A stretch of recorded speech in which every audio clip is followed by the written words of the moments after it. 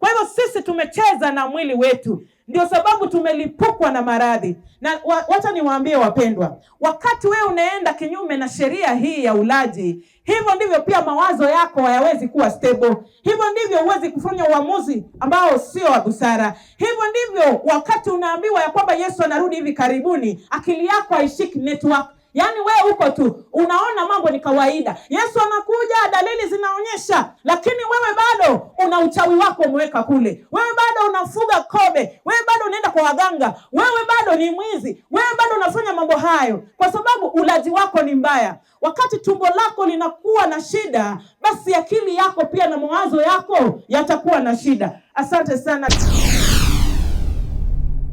Get to the point. Take a step forward. Naitwa Jones Mango. Mango ni jina ambalo limeenea sana Uganda, Kenya.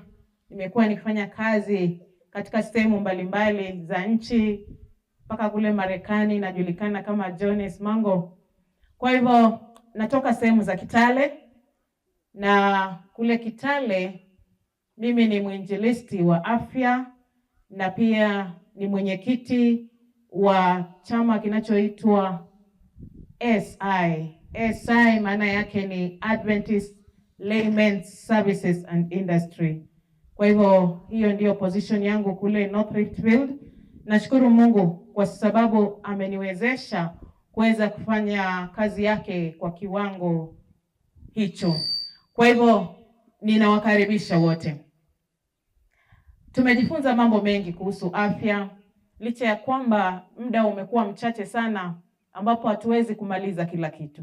Lakini nataka niweze leo hii kuweza kuelezea mambo mengi sana kuhusu sheria 8 za afya ambazo tumekuwa tukijifunza kwa juma mzima. Kwa hivyo ningependa tu wale madaktari wangu, nimeambiwa madaktari wangu wako hapa, sijawaona lakini wapo. Kwa hivyo nataka kila siku nimekuwa nikiwaonyesha madaktari wangu 8 ambao tunatembea nao kwa ajili ya kazi ya Mwenyezi Mungu, na madaktari hawa wameweza kufanya kazi ya ajabu sana katika maisha ya wanadamu. Kwa hivyo ninatarajia niweze kuwapata hao madaktari 8, watu 8 waweze kuja hapa ili tuweze kuangalia na kuchunguza. Mwenyezi Mungu ametuumbia madaktari hao ndani ya maisha yetu. Ameumba sheria hizo ndani ya maisha yetu. Wakati alimuumba Adamu na Hawa, aliweza kuweka sheria hizo katika miili yetu, katika hali yetu ya maisha. Kwa hivyo watu wengi wameenda kinyume na sheria za maisha, na ndio sababu dunia hii inawayawaya, dunia hii inatetemeka, dunia hii imekaa jinsi ilivyo kwa sababu ya kwenda kinyume na sheria za maisha. Watu wengi wameweza kwenda kinyume na sheria za maisha. Kwa hivyo ningependa kuambia ulimwengu ya kwamba ikiwa tutaweza kutunza sheria 8 za afya, tutakuwa katika hali ambayo ni nzuri sana, ambayo Mwenyezi Mungu anataka tuweze kuwa katika maisha yetu. Kwa hivyo sheria hizi 8 si za mchezo na mzaha, na si kwamba tu pengine ni masomo watu wanasoma tu. La hasha, Mwenyezi Mungu mwenyewe aliweza kutengeneza sheria hizi ndani ya maisha yetu, na anataka kila mtu ambaye anaishi chini ya jua aweze kufahamu mwili wake jinsi umeweza kutengenezwa, aweze kusomea mwili wake jinsi umeweza kuumbwa. Na ikiwa utaweza kusomea mwili wako, utaweza kuelewa sheria hizi ambazo tunazizungumzia, sheria za ajabu sana. Sheria hawa lazima wajipange vizuri. Nutrition anaanza kule, alafu exercise atafuata, and then tuweze kupata water aweze kufuata, alafu baadaye tuweze kupata sunlight aweze kufuata, alafu baadaye tuweze kupata temperance aweze kufuata, and then tunapata fresh air, alafu tunapata rest, then trust in God.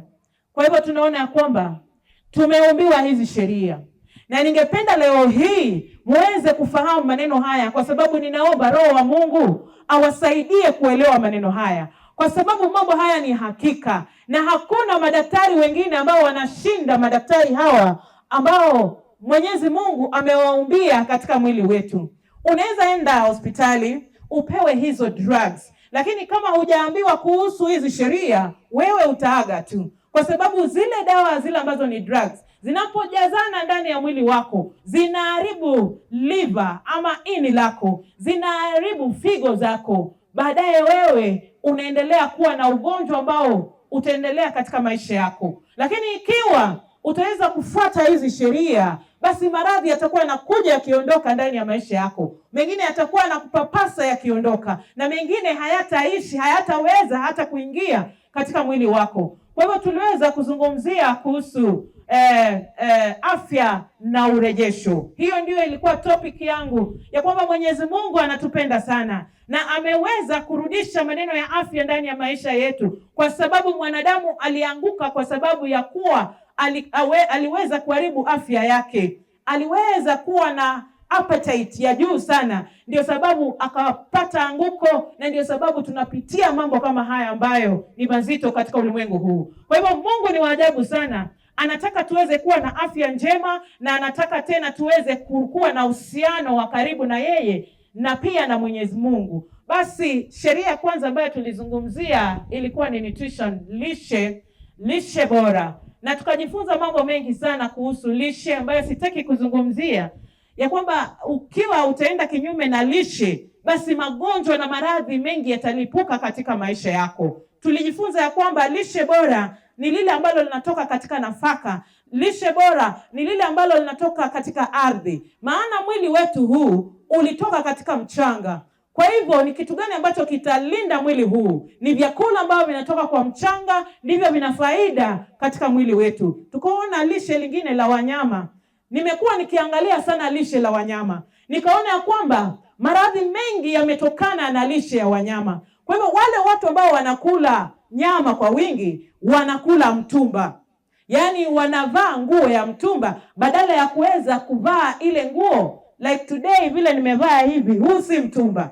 Nimevaa nguo ambayo ni kitambaa safi, kimetolewa dukani na kimeweza kutengeneza kwa ustadi. Hiyo ndiyo ambayo tunastahili kufanya katika afya zetu. Yaani tunastahili kutumia first hand, hapana vile vitu ambavyo vimepitia process. Kwa hivyo tunaona kwamba ikiwa mnyama anakula nyasi, ng'ombe inakula nyasi, na vile virutubisho ambavyo vinatoka katika nyasi vinapitia kwa mnyama, ndiposa wewe unavipata kama second hand material. Lakini Mwenyezi Mungu anasema unastahili kuweza kupata first hand, ambapo wewe unahitaji kwenda kuchuma chakula katika shamba lako, kula matunda ambayo yanafaa, kula mboga kwa wingi, kula proteins kwa nyingi ambazo zinatoka katika mchanga. Kwa hiyo tukaweza kuona kwamba lishe la shamba ni bora zaidi kuliko lishe ambalo ni la wanyama, na utafiti umeweza kufanyika. Unajua cha kushangaza ni hiki, yaani watu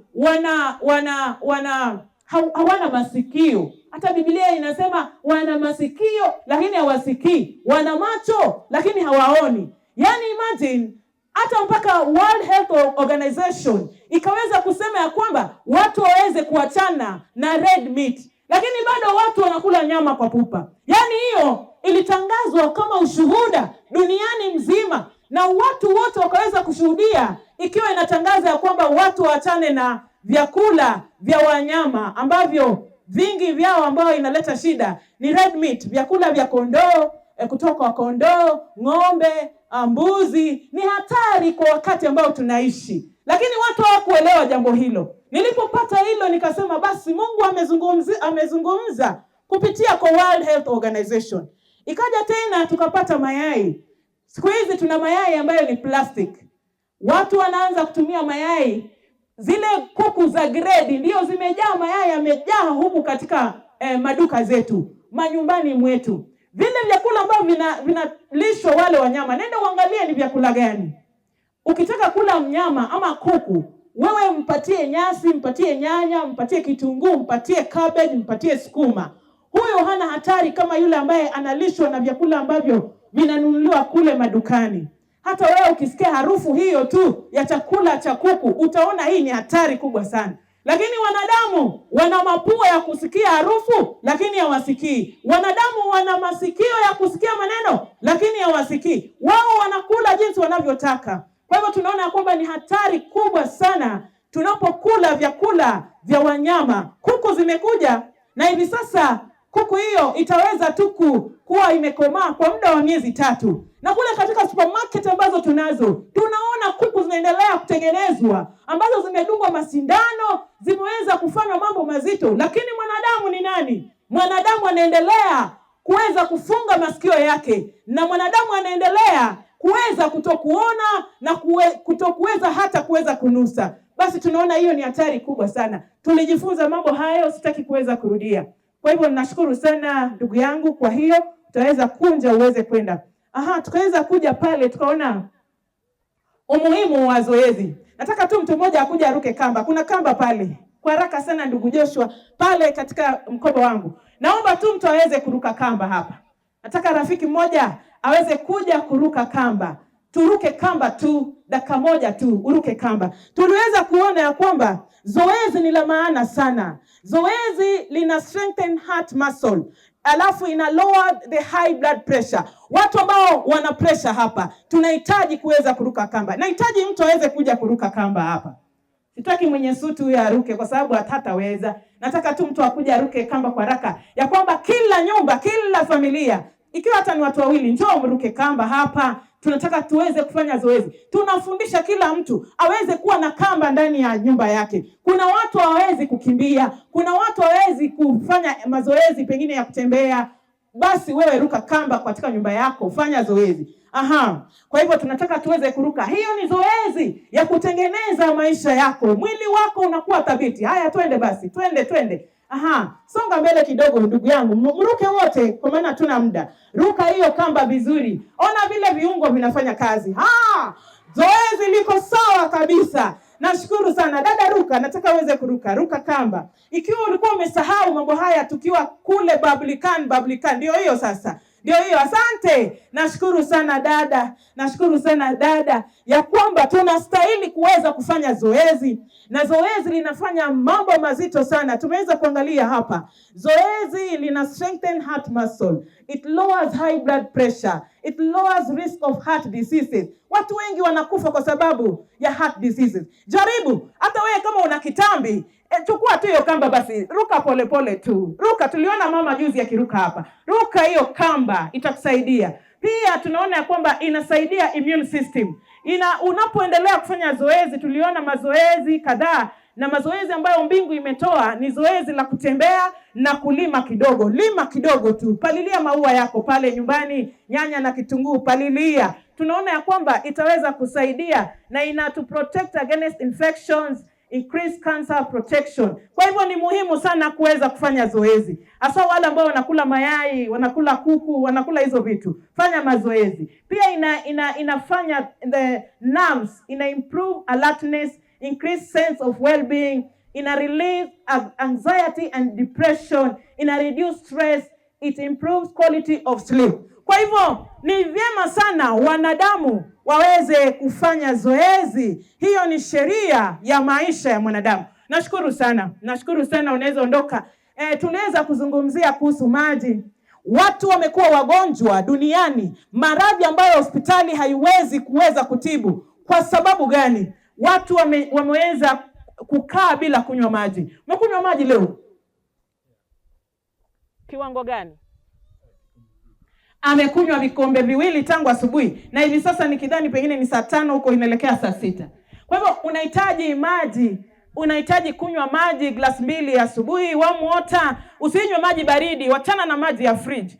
Maana mwili wetu una joto, haustahili kuwekwa maji baridi. Maji baridi imepeleka watu kaburini. Maji baridi imeleta shida ya numbness katika mwili. Maji baridi imeleta constipation. Maji baridi imefanya moyo kutokugonga katika hali ambayo inahitajika. Kwa hivyo jihadharini sana kunywa vitu ambavyo ni baridi. Mwili unahitaji vitu vuguvugu. Kwa hivyo tulisema tunakunywa maji glasi 2, tunakaa dakika 30. Maji haya yanastahili kuwa ya vuguvugu.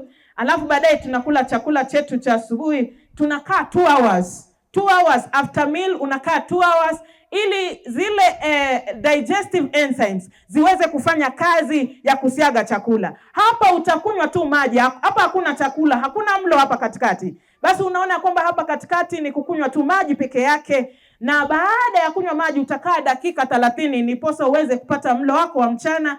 Alafu baadaye utaweza kuja kukaa 2 hours after a meal, unakunywa maji yako glass 3 pale. Pole pole tu, cheua maji. Maji yanapendeza sana. Kama kuna kinywaji ambacho kinaweza kutoa kiu, ni maji peke yake. Hiyo ndio beverage ya mbinguni ambayo Mwenyezi Mungu aliiwekea mkono, na ikawa hiyo ndio ina purify the blood. Inasaidia damu kuweza kufanya kazi kwa njia ya kipekee. Baadaye unakaa dakika 30, hapa katikati unakula chakula chako vizuri, alafu baadaye unakaa 2 hours unaanza kunywa maji. Kwa hivyo sisi tumecheza na mwili wetu. Ndio sababu tumelipukwa na maradhi. Na wacha niwaambie wapendwa, wakati wewe unaenda kinyume na sheria hii ya ulaji, hivyo ndivyo pia mawazo yako hayawezi kuwa stable. Hivyo ndivyo huwezi kufanya uamuzi ambao sio wa busara. Hivyo ndivyo wakati unaambiwa ya kwamba Yesu anarudi hivi karibuni, akili yako haishiki network. Yaani wewe uko tu unaona mambo ni kawaida. Yesu anakuja, dalili zinaonyesha, lakini wewe bado una uchawi wako umeweka kule. Wewe bado unafuga kobe, wewe bado unaenda kwa waganga, wewe bado ni mwizi, wewe bado unafanya mambo hayo kwa sababu ulaji wako ni mbaya. Wakati tumbo lako linakuwa na shida, basi akili yako pia na mawazo yako yatakuwa na shida. Asante sana, tuliweza kuzungumzia juu ya maji, najua watu waliweza kufaulu. Tukaweza kufanya hydrotherapy, na siku nyingine tutaweza kuangalia jinsi tunaweza kufanya kutumia maji katika tiba aina tofauti tofauti.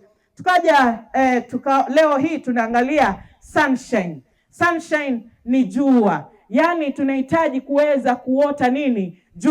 Jua lile la asubuhi ni la maana sana, na lile la jioni ni la maana sana. Jua hilo linatengeneza, wakati linapoingia ndani, miale ya jua inapoingia ndani ya mwili wako, tunaona kwamba inatengeneza vitamin D ambayo inakusaidia kuweza kustrengthen your bones, na pia inasaidia skin, maana jua inaenda kwa skin, alafu baadaye skin ina produce vitamin D, alafu tunaona ya kwamba kunakuwa na calcium, and then tunaona ya kwamba unakuwa na structure ya mwili wako ambayo ni thabiti. Kama kuna kitu ambacho wanadamu wanastahili kuweza kuweka sawa ni mifupa, maana mwili huu, nyama hii imeweza kuwekwa na kubatika katika mifupa. Mifupa yako ikiwa na shida, isipokuwa thabiti, mwili huu utaweza kuupatia uzito mifupa, na baadaye ndio watu wanakuwa na shida ya mifupa kila wakati ukiteguka kidogo umevunjika, kwa sababu uzito wa mwili wako unafanya mifupa yako haijakuwa thabiti, na pia virutubishi ambavyo vinahitajika katika mifupa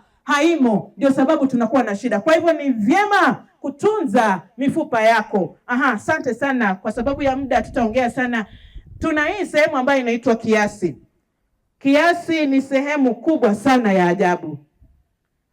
Nikipata nafasi mchana nitaweza kuzungumzia hawa madaktari wengine, lakini kwa sasa nazungumzia tu kiasi kidogo. Thank you so much. Kuna fresh air, tunahitaji hewa safi, kuna kupumzika na kuweza kumwamini Mungu. Hayo nitamaliza wakati wa jioni. Lakini kwa sasa nataka nizungumzie kidogo kuhusu temperance. Tutaweza kukaa chini. Kwa hivyo nataka niweze kuzungumzia kuhusu kiasi. Kiasi, hiyo ni sheria ya maisha. Na kama hatutaweza kuwa na kiasi, basi tutakuwa na shida. Nataka msomaji uweze kukaa ngangari. Tuende katika kitabu cha Wakorintho wa kwanza 9:25. Wakorintho wa kwanza 9:25. Msomaji kwa haraka sana kwa sababu ya muda. Inasema namna gani? Wakorintho wa kwanza 9:25, tunazungumzia sheria ya maisha ambayo ikiwa tutaweza kwenda kinyume kwayo, sisi tumeangamia. Watu wengi wamekosa kuwa na kiasi, ndio sababu wamekuwa na maradhi mazito sana. Msomaji wangu, naye katika michezo hujizuia katika yote. Kila ashindanaye katika nini? Michezo hujizuia katika nini? Katika yote. Katika yote. Basi hao hufanya hivyo ili wapokee taji iharibikayo. Hao wanafanya hivyo ili wapate taji iharibikayo. Bali sisi tupokee taji isiyoharibika. Bali sisi tupokee nini? Taji lisilo nini? Haribika. Kwa hivyo kama wana michezo wanajizuia, wana riadha wanajizuia, wana special meals ambazo wanatumia. Hawali ugali vile si tunakula ugali. Watu wenye wanakanyaga kama Waluya wakikula ugali wanakuwa na nyama nzito sana. Na Wakisii wanapenda ugali sana. Lakini wale watu ambao wanakimbia mbio wanajizuia kukula maugali ambazo sisi tunakula sana. Kwa hivyo wanajizuia, wanakula vitu nyepesi. Na sasa sana nilikuja kugundua wanakunywa, pengine watakunywa maziwa, tuna mkate, pengine na wali kidogo, wataweza kula na matunda, apples, grapes, watatumia hizo ili waweze kuwa na hali ya kuweza kuwa na urahisi na wepesi wa kukimbia, ili wapate ile medali ambayo inaharibika. Na sisi ambao ni watoto wa Mungu pia lazima tuweze kujizuia katika hali ya kiasi, tuweze kujizuia katika hali ya ulaji wetu, ili maneno ya Mungu ambayo yananenwa yaweze kuingia na kustick katika bongo zetu, ili tuweze kuishi kwazo. Watu wengi wamekosa kuelewa maneno ya Mwenyezi Mungu. Watu wengi wamekosa kuelewa unabii. Kwa sababu gani? Ulaji wao ni mbaya. Hauwezi kula vyakula ambavyo ni vibaya alafu useme kwamba Roho Mtakatifu atafanya kazi ya kuelewesha. La hasha. Wewe unachokula ndicho wewe. Kila ambacho unaingiza katika mwili wako ndicho wewe. Kwa hivyo tunaona ya kwamba lazima tuchunge afya yetu. Lazima uweze kuwa na kiasi katika maisha. Wacha kutematema mate unapoona vyakula vimeelea, wewe ni mate tu na vimewekwa mezani. Chukua chakula kimoja ama viwili, kula. Usiongeze vyakula 3, 4 mezani kwa sababu wewe unaona ya kwamba lazima uweze kula vitu vyote. La hasha. Haifai namna hiyo. Yaani uko kwa mstari na sahani. Niwekee hiyo mchele, niwekee hiyo kipande, niwekee sijui nini. Weka. Unaweka ikienda wapi? Unapoendelea kuchanganya ukiweka wewe utaumia na akili yako itakuwa na shida. Yaani unapochanganya tumbo lako linakuwa confused. Linapokuwa confused, akili na damu inakuwa confused. Wewe mwenyewe unakuwa confused na Roho Mtakatifu hawezi kufanya kazi mahali ambapo watu wamechanganyikiwa. La hasha, haiwezekani wapendwa. Kwa hivyo tunaona ya kwamba vile wachezaji wanajizuia, hivyo na sisi lazima tuweze kujizuia. Mimi kama singejizuia, singekuwa na uwezo wa kuzungumza hivi katika maeneo mbalimbali ya nchi na nje ya nchi. Haiwezekani. Nimejizuia vitu vingi sana ambavyo watu wanashangaa. Na mimi ndio huyu, napendeza, na ng'ara, na ringa. Kwa sababu gani? Nina afya njema ambayo inaniwezesha mimi kuweza kufly na kupeleka ujumbe wa Mwenyezi Mungu. Wapendwa, kuna uwezo na uwezekano wa kuweza kujizuia wapendwa, na tutakuwa katika hali ambayo iko sawa hata katika akili zetu. Msomaji wangu, nataka uangalie katika kitabu cha 1 Corinthians chapter 10 verse 31. Wakorintho wa kwanza 10:31. Tuangalie Mwenyezi Mungu anasema nini. Biblia inasema, naam, basi mlapo au mnywapo au mtendapo neno lolote, fanyeni lote kwa utukufu wa Mungu. Mimi ninapoona vyakula kwa meza huwa ninakuwa na wasiwasi, naanza kuwa na wasiwasi. Na hiki chakula nikikula hiki nitakuwaje? Na kuna uhusiano wangu karibu na Mungu na hiki chakula na tumbo. Naanza kujiuliza maswali. Kuna shida nikitumia hii itaharibu tumbo langu. Baadaye damu yangu itakuwa chafu. Na damu ikiwa chafu itaenda kwa akili, kwa ubongo. Na ubongo na akili vinafanya kazi pamoja. Hawa ni mapacha. Wewe kila vibaya, damu inakuwa chafu. Inapokuwa chafu, damu inakimbia katika ubongo. Ubongo na akili vinafanya kazi pamoja, ni dada na ndugu. Kwa hivyo inamaanisha ubongo wako ukiwa na uchafu, basi pia wewe akili yako itakuwa chafu. Ndio sababu watu wanafanya mambo ambayo ni mabaya. Mungu atusaidie sana. Ya kwamba whether therefore you eat or drink or whatsoever you do all to the glory of God. Chochote ambacho unafanya, chochote ambacho unataka kuingiza, kama ni pombe, hebu uliza, hii pombe itamtukuza Mungu ndani ya maisha yangu? Kama ni wachana nayo. Kama ni chakula, majani chai. Jana nilikuwa nina record maneno ya vyakula, nitume kwa Wingu FM kule sehemu za Wakalenjin kule. Kwa hivyo tunaona ya kwamba niliweza kujifunza ya kwamba tunapotumia vyakula kama mchai, chai si chakula. Hiyo ni sumu ndani ya maisha ya mwanadamu. Kahawa si chakula. Ni vile tu ni slow poison. Ndio sababu inatumiwa. Lakini haufai kuweza kutumia kwa sababu itakuleta shida katika mwili wako. Na ndio watu wengi wameangamia kwa sababu wanatumia coffee, wanatumia chocolate, wanatumia drinking chocolate. Hizo vitu zote, soft drinks wanatumia, zinachafua mwili na zinaleta maradhi katika maisha yao. Lazima tuweze kuwa na kiasi katika maisha. Kwa hivyo tunaambiwa ya kwamba kuna sehemu 4, napoelekea kumaliza. Kuna sehemu 4 za maisha ambazo zinahitaji kiasi. Sehemu ya kwanza ni ulaji. Wakati mtu anakula, anahitaji kuwa na kiasi. Sehemu ya pili ni kunywa. Unahitaji kuwa na kiasi katika kunywa. Sehemu ya tatu ni kulala. Unahitaji kupata usingizi wa kutosha katika maisha yako. Sehemu ambayo ni ya mwisho ni mavazi. Nitazungumzia kwa haraka sana.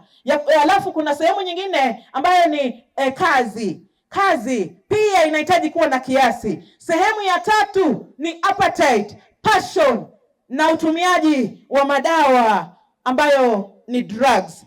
Kwa hivyo tunaona ya kwamba tunahitaji sehemu hizo zina demand our attention. Ya kwamba katika sehemu hii ya ulaji tunaona ya kwamba wewe kama hautakula vizuri, nimekuwa nikizungumzia maneno haya, kama wewe utakula vitu ambavyo havifai, utakuwa na magonjwa. Kuwa na kiasi katika ulaji. Alafu pia katika kunywa, unahitaji kuangalia ni kitu gani ambacho nanywa. Kitu ambacho kinaweza kukata kiu peke yake katika maisha yako ni nini? Ni maji. Maji. Ama ukiwa unataka kutengeneza juice, tengeneza fresh raw juice, uweze kutumia hiyo. Itakufaidi sana. Kwa hivyo tunaona ya kwamba tukiangalia Danieli katika kitabu cha Danieli 1, sitasoma, tutaenda kujisomea ya kwamba katika historia ya Danieli na wale ambao walikuwa ni watumishi wa Mungu, ndugu zake, waliweza kukataa vyakula vya wafalme, wakaweza kula vyakula ambavyo vinatoka katika nafaka. Na tunaona ya kwamba iliweza kuwasaidia maisha yao yote na wakawa na ushindi. Msomaji, nisomee kitabu cha Mathayo. Mathayo 4 fungu la 2 hadi la 4. Inasema namna gani? Kafunga siku 40 mchana na usiku. Mwishowe akaona njaa. Majaribu yakamjia. Mjaribu akamjia akamwambia, naam, ukiwa ndiwe mwana wa Mungu, amuru mawe haya yawe mikate. Naye akajibu akasema, imeandikwa, mtu hataishi kwa mkate tu, ila kwa kila neno litokalo katika kinywa cha Mungu. Asante sana. Ya kwanza ilikuwa ni ulaji. Walikula tunda, chakula ambacho ni kibaya, ambayo ni sumu ndani ya mwili wao. Hawakutunza sheria ya Mwenyezi Mungu. Kwa hivyo wakaweza kuangamia. Nasi pia tunaona kwamba ikiwa tutaweza kula vibaya, tutaangamia.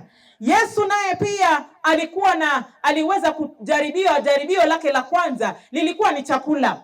Shetani hujaribu watu na chakula. Kwa nini anajaribu watu na katia chakula kibaya? Utakuwa na damu mbaya, chafu, na ubongo wako utakuwa na ukungu, ambapo hutaelewa chochote kuhusu neno la Mungu. Hivyo ndivyo anatuattack kupitia kwa chakula. Kwa hivyo wewe mtu wa Mungu lazima uweze kuangalia mambo haya na kuwa steady na kujua ni kitu gani ambacho wewe unastahili kuweza kula katika maisha yako. Kwa hivyo jaribio la kila mmoja wetu katika maisha ni chakula. Hapo ndipo shetani hututeka nyara, lakini wanadamu wameweza kuanguka. Wanadamu wa sasa wanakula vibaya. Tunahitaji kubadilisha maisha hayo na Mwenyezi Mungu aweze kutusaidia sana. Kwa hivyo tunaona ya kwamba mambo mengine tutaweza kuzungumzia mchana. Nashukuru sana kwa kipindi hiki ambacho Mwenyezi Mungu amekileta sehemu hii. Na ninajua watu wa sehemu hii wataweza kufaidika sana. Mchana tutaweza kuzungumzia sheria zingine ambazo zimebaki, alafu tuweze kuwaaga kwa heri. Mwenyezi Mungu aweze kuwa pamoja nanyi. Nataka niweze kuomba. Baba mtakatifu ishie mbinguni, jina lako litukuzwe milele. Mwenyezi Mungu, tunashukuru kwa nuru hii ya afya, maana bila afya hatuwezi kuelewa lolote kutokana na maandiko. Bariki watu hawa, waponye maradhi yao. Sheria hizi tumezungumzia tangu tulipoanza. Ikiwa watu wako wataweza kutii sheria hizi za maisha, basi watu wa kijiji hiki wapone katika jina la Yesu. Mtakatifu tukuzwe milele, ni katika jina la Yesu Kristo tunaomba. Amina. Asante. Get the point. Take a step forward.